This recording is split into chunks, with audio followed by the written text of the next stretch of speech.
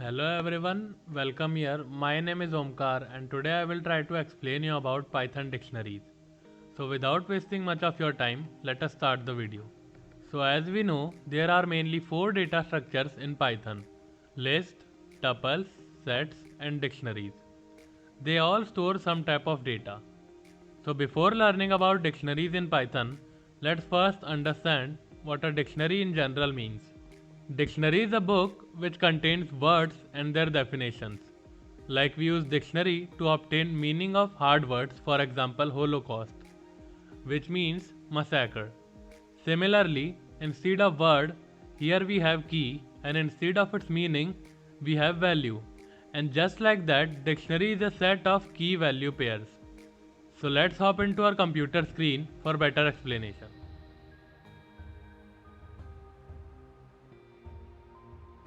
So let us start by creating a simple dictionary. Let's name our dictionary as D1.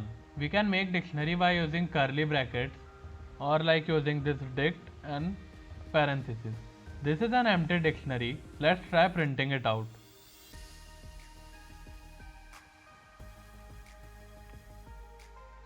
As you can see, there is no error. For the value in a dictionary, we can give anything, but for the key, we can only use some certain data types like string or integer. In short, they should be immutable, unlike list. So let us create another dictionary named D2. D2 equals to curly brackets. Inside here, let us give a key called name, and for its value, we can give Naruto. Now let us try printing this whole dictionary. So as you can see, we get the whole dictionary here. As I said, we can add anything as value of a key in Python dictionary. So let us make another dictionary named D3. D3 equals to, let's give it a name as animes, and for its value we will give a list of animes like Naruto, Bleach, One Piece.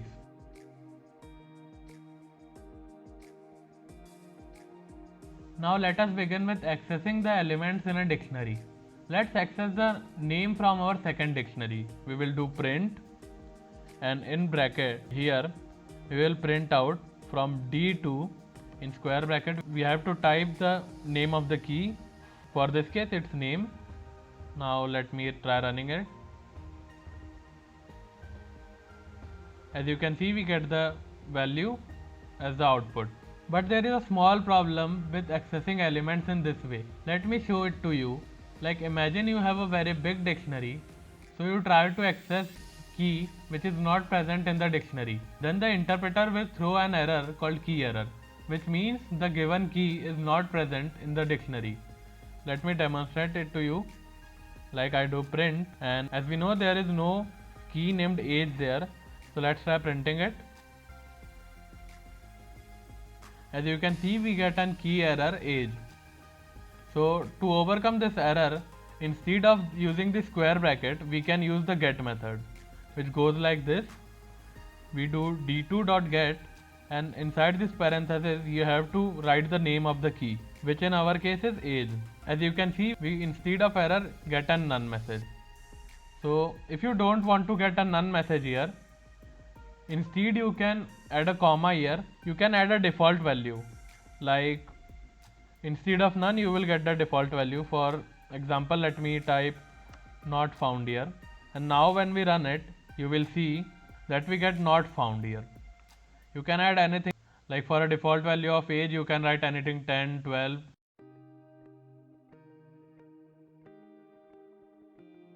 So as you see, we have a third dictionary which had a list of animes. Here, imagine you want to add something more to it, like for example a list of movies. So we can just do D3 and in square bracket movies whose value will be, let's get a list for it. So we can go with Spider-Man No Way Home, No Way Home, and second value can be any movie. And now when we print the whole dictionary, you will see these values are updated in it.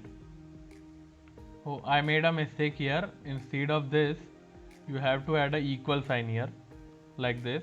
Now you can see it is updated and it has updated this movies key. So instead of adding items one by one, you can use dictionaries get method.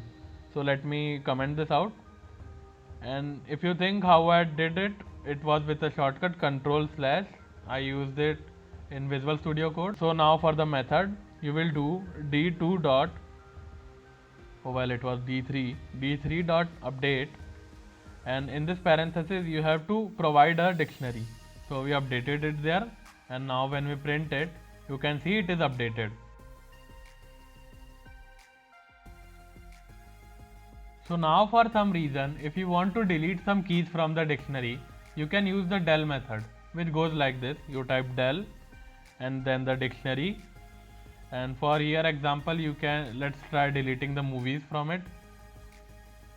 So we will add square brackets and movies, and now when we print it, let me just take it down here, and now when we print it, you can see movies is not there. So if you just don't want to delete them directly and you want to save the deleted item somewhere, you can use the dictionaries pop method, which goes like this. You make a variable, let's name it x, and you do d3 dot pop, and in here you need to provide the key. So for our case it was movies. So now if we also print x here, you will see what happens. You can see here we get the movies and here we get the dictionary.